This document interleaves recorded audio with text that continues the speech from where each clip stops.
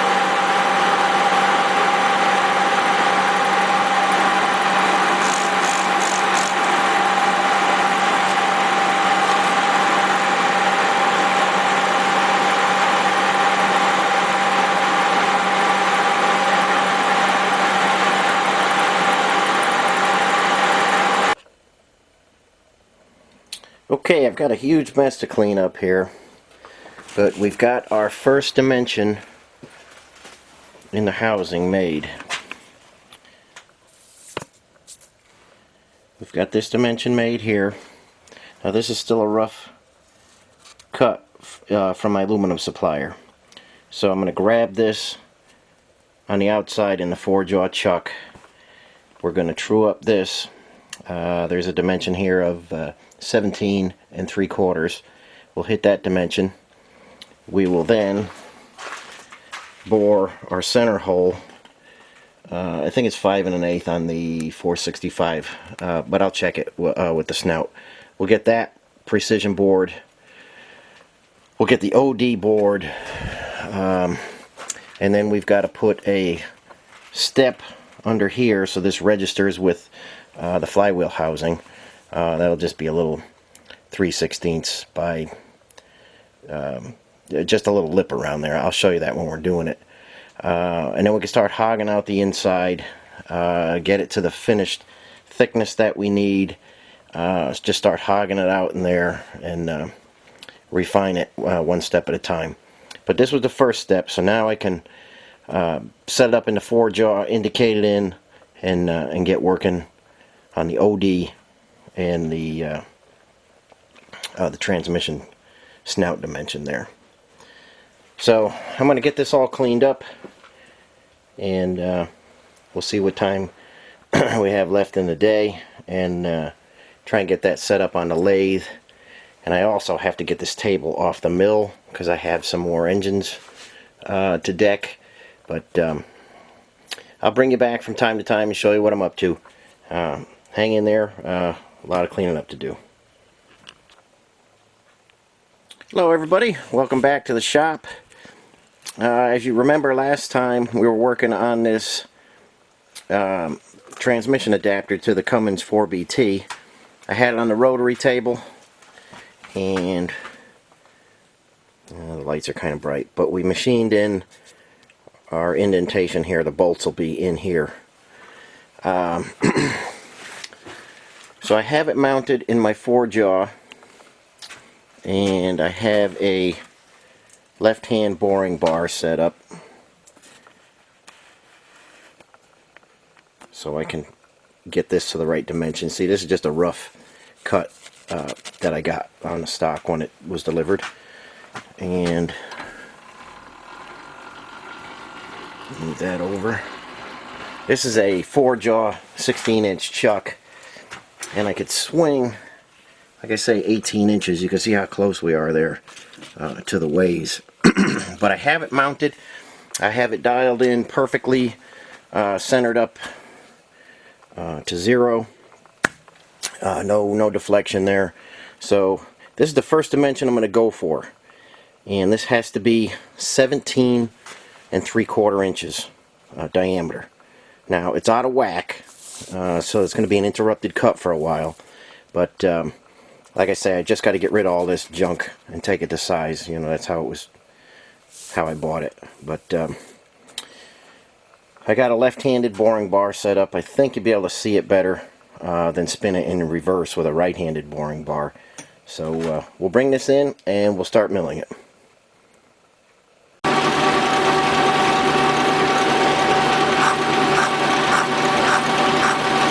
We're just going to feed in real slow, kind of tickle off those high spots. I won't bore you with hours of turning this, but you can see how out of round it is from the factory. So we're just going to kind of go nice and easy. We're only going to dial in just a little bit each time, get those high spots out of there, and take it down to 17 3/4. We're gaining on it. We're starting to get more of a cut on it now. I settled on 107 RPM on the speed, and we're getting a nice finish, and we're pulling a nice chip off there. So we'll just keep at it.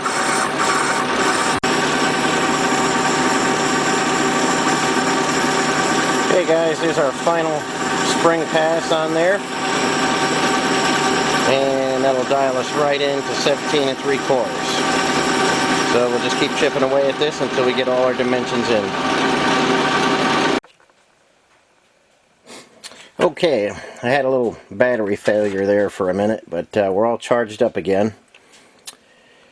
And we still got our left-handed bar in here, and we got to come in here a certain distance and mill away some of this, so we'll have a ring that can index inside our SAE housing. So let me take you over to another one and show you what I'm talking about. Let's just take a quick walk over here.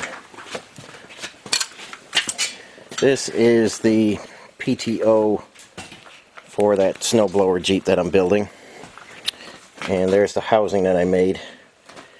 And this is the ring right now. See that? That's a just a step in there. So that indexes perfectly in here. So ours is going to index in here where we have there's that 465. Our entire adapter is going to be 3-inch 420, and we need to put a get that dimension while putting that ring in. So we're just going to work away, run the boring bar in. This is, I believe, 16 and an eighth. I will check the dimensions of the SAE housing, but I believe it's 16 and an eighth we need that ring to be. And like I say, it's going to look very similar to what we have here. So we're going to start with the boring bar, come in and out, and that'll be our ring. And then we could hog out the rest of the center as need be. So that's what we're going to work on next. Okay guys, I've got a ring scratched around there. I think you can see this ring here. Just scratched it in with the tool. And that is at 16 and a quarter. So that'll give me a little bit of room to go from 16 and a quarter to 16 and an eighth on some final cleanup passes. But it'll let me hog most of the material out right now. And our depth of cut in there is going to be 175 thousandths. That's how big, how thick the ring is going to be. So I've got my lathe set with a stop.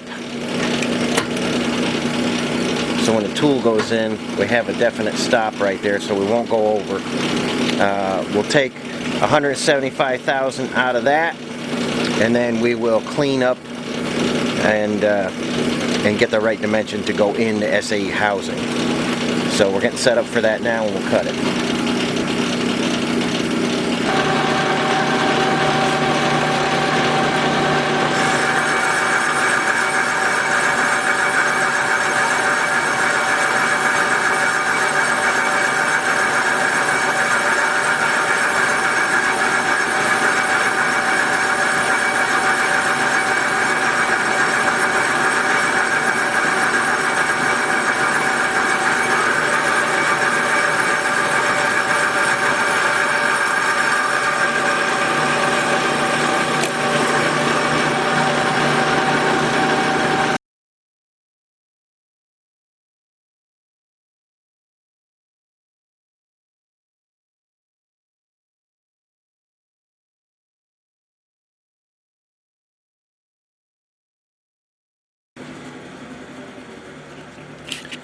Okay guys, the adapter is coming along nicely.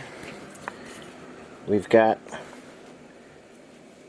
our step in there, and then we'll take off. We'll leave that about, maybe 5/16 thick that way, and then we'll start machining. We'll start hogging out all that material in there for the clutch and everything. And we've got a lot of calculations to do for how much we're taking out of there.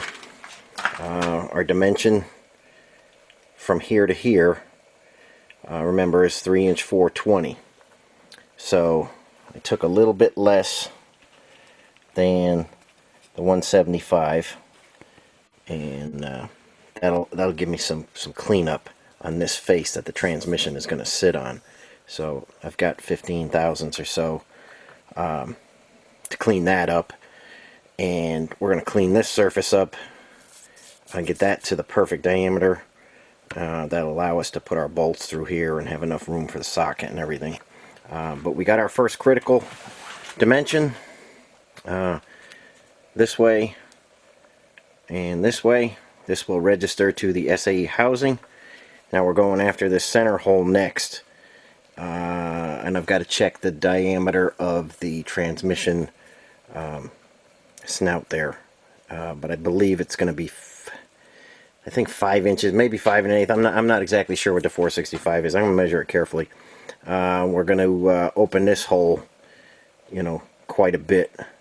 We'll get our right-hand boring bar on again, and then we'll go in there and make some passes. But it's coming along. We're making a lot of chips, that's for sure, and they're everywhere. And we've got a long way to go still. But that's where I'm at so far, and I will bring you another video that shows the center getting opened up, and then we're going to have to flip it around after we get the center done, hog this out, and we're going to have to flip it around and hold it by the inside to get this surface finished to finished diameter. So things are moving along. We're going to end this one here. And everybody, thanks for watching. And I appreciate everybody watching. And if you like the video, hit the like button or send a comment. And hope everybody's doing well out there. And if you don't see another video before Christmas, I hope everybody has a good holiday. And I'll be back soon with another step on this adapter. Thanks again for watching.